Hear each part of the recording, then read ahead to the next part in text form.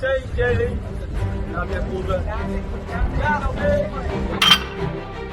everyone and welcome back to my channel, Leilani of Barbados. I woke up extra early this morning just to give you this live update.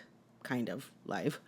So please excuse my attire, my pajamas. But I just wanted to get on here real quick and thank you guys so much for all your concern about our island of Barbados. I think we really were very lucky. We didn't have very much damage in terms of a lot of wind gusts and rain. Yes, we did get that, and that took a toll on the fisheries and the fisher folks. There was a lot of destruction with that, as you can see here from this drone shot. It's looking not so good, but our Prime Minister, the Honourable Meghan Markle, is the best in the world, and she is boots on the ground helping to clean up and getting the community involved in getting Barbados back to where it's supposed to be. Now, of course, there is a lot of beach erosion that's to be expected, but that will clear up itself. That's just par for the course, as they would say.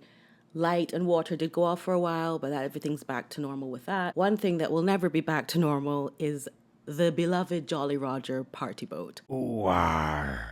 And I know that a lot of you have been to Barbados, and if you have, you would have spent some time at some point on the Jolly Roger. She is a pirate ship styled boat, famous for rum punch and shenanigans such as walking the gangplank. What I like about the Jolly Roger, what I liked about the Jolly Roger, RIP, is that locals and tourists alike both have great memories with that boat, as we use it during carnival for carnival parties, and then tourists use it as one of their tours that they do. A girl went down in a bad way.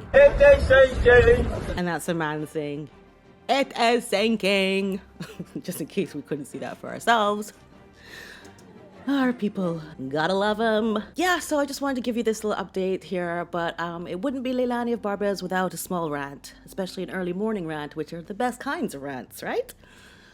Listen, Meghan Markle has done so many things that sometimes things just happen to get lost. Like this back in November 2023 when Meghan and Harry attended a Canucks game. And this popped back up in my feed somewhere and I was like, I do not even think I covered this. November 2023, Meghan is caught snickering at Mariah Retmeyer, an autistic woman singing the Canadian national anthem at the Canucks game.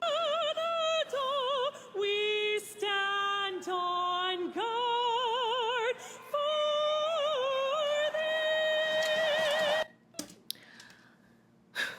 Where do I start? First of all, what I find quite compelling about this clip is that I know, in my opinion, allegedly for legal purposes, that this snickering was with bad intentions. One is that you know that it is a serious time because it's the national anthem of Canada, regardless of who's singing it or whether it's being sung. You know it's a time to be serious. The second thing that is even more compelling is that I know that this is with malintent, that she is doing this laughing, because Harry is not responding to it. Harry is looking very annoyed and is trying to remain serious and trying to ignore her. So that tells me that whatever she's doing there, he knows it is malicious and evil and mean-spirited. So he's just trying to block it and make her act correctly. To go even deeper, Meghan knows that she's going to be on the Jumbotron or the big screen at this game because that's why she went there. So she knows that they're going to be highlighting her. So she doesn't even care that people will see her being a bully and a mean bitch. She is so intent on having all the attention for herself that she can't even give it to a talented artist who has been chosen to do this job. She has to ruin it for her. It just reminds me of, people that don't make it in life doing something, but they go somewhere to like laugh after people that did make it. I remember when I was dancing in this ballet company and there was this girl that didn't make the company. So she would come to our performances and sit in the audience and snicker. Although everyone knew that that's why she was there, she was jealous and being mean. It was horrible that we felt at 14, 15 years old, we actually felt badly that maybe we're doing something wrong, or maybe, you know what I mean? Even knowing that her reasons for doing it were because she was insecure and disenfranchised or whatever. It's still the most horrible thing you can do. Now remember, she's going to be on the Jumbotron. The singer can see this bitch. I'm sorry, I don't curse.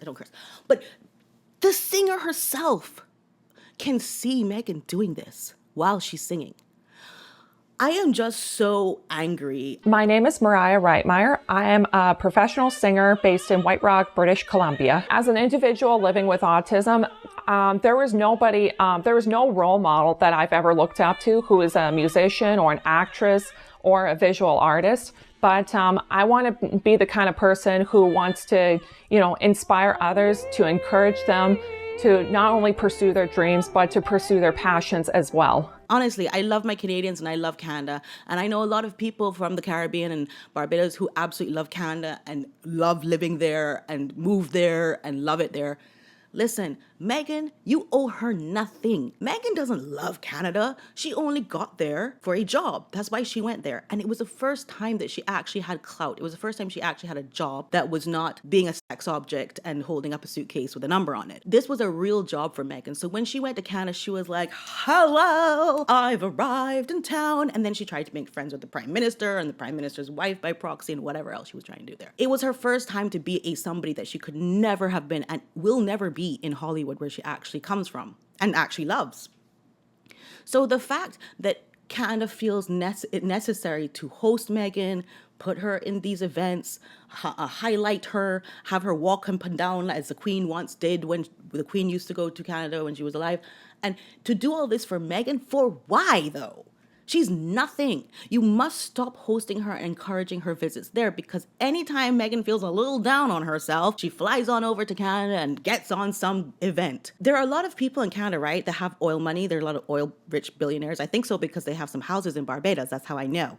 So all these rich billionaires in Canada, please go to wherever Meghan wants to find herself and buy out all the seats so that she looks like this, like what happened to her at Wimbledon. I don't know what happened, but...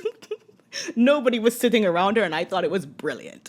So I think that in Canada, they should buy out all the seats. That's what sometimes two like dueling music artists do. They'll like buy out the other one's concert, so the artist arrives there and like performs for no one.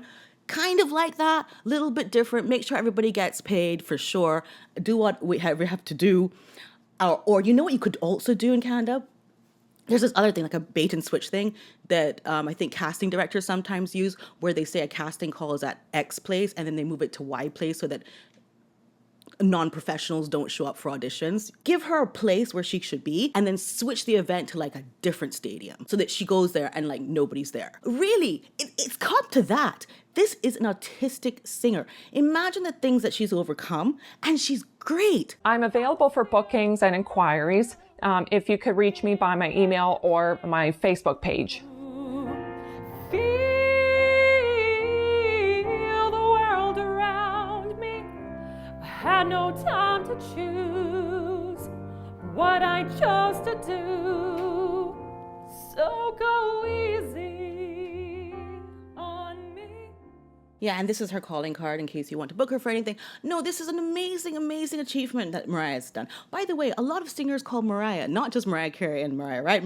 Mariah, but I just noticed like there's some other singers, rappers, and all kinds of things called Mariah. If you want a singer, call your daughter Mariah, apparently. Anyway, I really kind of wonder how Meghan is raising her children with that kind of attitude. I wonder how her children are going to think that they should react to people growing up. Should they be bullied? Should they laugh at them?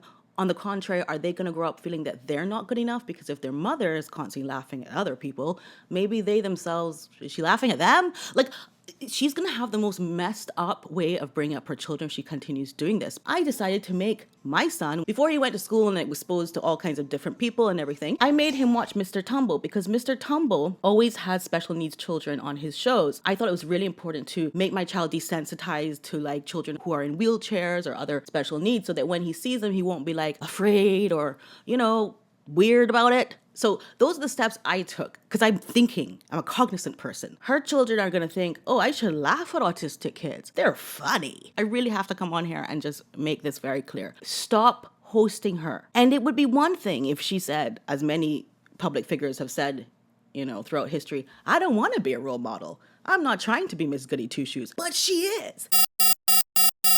A familiar face for the next generation to say, oh, she looks like me, and I can be that.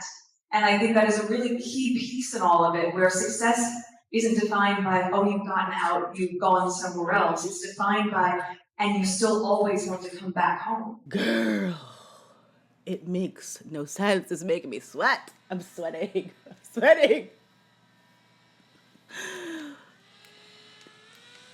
Do you see how divisive Meghan Markle is? Why do you have to look like somebody in order for you to take something from them? She's saying, oh, I want people to look at me and say, oh, she looks like me, so I can be like her.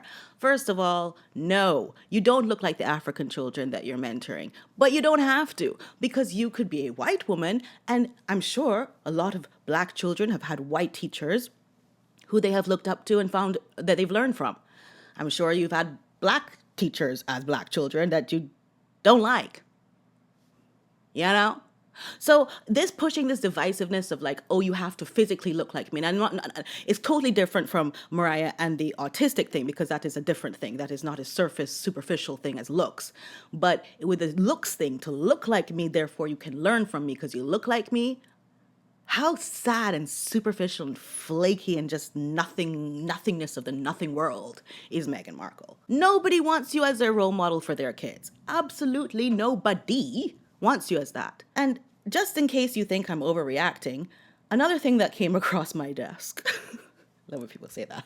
The list of many lies, and this is 8 whole pages, 261 lies, and then 1 page as well of 21, what is it? Not a lie, but utter deception. There's a whole page of that. Girl, 261 of the lies, and I'm not gonna go through all of it, or I might in a video, or I might in a live, or something like that, because it's good to remember the reasons why videos are made on Meghan Markle and that nobody's just picking on her. And it's not that people are trying to, remove her from the public eye for no reason. It is these reasons that people don't want her in the public eye or to be an influencer or to influence people. Anything from the royal family is racist, them getting married 3 days before the wedding. There's all those things in there, but there's like much more because it's growing. Every time she comes out in public, it's growing. Her South Africa thing, how people dance in the streets saying, hey, Meghan is our God, Meghan is our God, oh, never since Nelson Mandela. Like all of that crap, that's all in here too. So yeah, maybe we'll go through it one day, but I really just wanted to jump on here and give you that announcement that we're fine in Barbados and everything is going to work out well and the shoreline will come back, and by high season, Christmas time, all the tourists will be back enjoying our beautiful country. But I did want to address this. Oh, there was another interview. Things keep popping up. You kind of forget things or you don't mention them because you're like, it's just too much. And then this came up. It's told H and I that when you have 1 kid, it's a hobby, and 2 children is parenting. And suddenly we realized, oh right, everyone talks about what it's like for the second child, but no one talks about the adjustment for the first child. Yeah. When the second one comes along. So yeah. I think who doesn't talk about that? They have that moment of like, oh, this is fun. Oh, this is how it is now. I'm told that she's very dumb. She's very, very dumb. I know a lot of people are saying, well, she manipulated Harry. She must have some kind of cleverness to her. She must have some kind of street smarts to her. Drop it. Drop it. She's very unclever. She's talking about she's here on a show, on a platform like Ellen. Thank God that's over too. But she's on a platform like Ellen, having the opportunity to have these minutes of time with so many people to listen to her. And she decides to talk about what somebody told her, that 1 child is a hobby and 2 children, and that's real parenting. And no one ever talks about the adjustment of having more than 1 child. Girl, this is why people actually doubt that she even has children, because that makes no sense. And speaking of special needs, suppose the first one is special needs. Is that also just a hobby? Is that going to be easy peasy to raise? But you really need 2 to know what it's really like and how hard it really is to raise children. I hope she pays a lot of money for anyone to live in her house with her or talk to her. Anyone who has to interact with her should get handsomely rewarded monetarily, that they can spend that money on getting therapy themselves, probably after having to deal with her. I am not kidding. Who listens to people talk about these things? It's so stupid. It's stupid and it's demeaning and it's condescending to talk like that. So it also makes me feel like she doesn't have anyone around her, or at least nobody good around her, because if she had at least one good friend, she would think about how saying things like that makes people feel. No? I told you I was going to rant today. I told you I had it in me. The storm has stirred up a storm within me, okay? Thank you all so much for watching me and listening to me and caring about me. And I just want to show you something. Something came in the mail. but I'm not allowed to open it yet because I have a plan of how I'm going to be doing that unveiling. So that will be coming up. I just couldn't help but share it with you because it's yours. It's yours too. It's yours as much as it's mine. Thank you so much for 100K. And please, if you haven't subscribed as yet, subscribe now so you can see my big showtime that's coming up, the unveiling. I love you. Bye. Bye.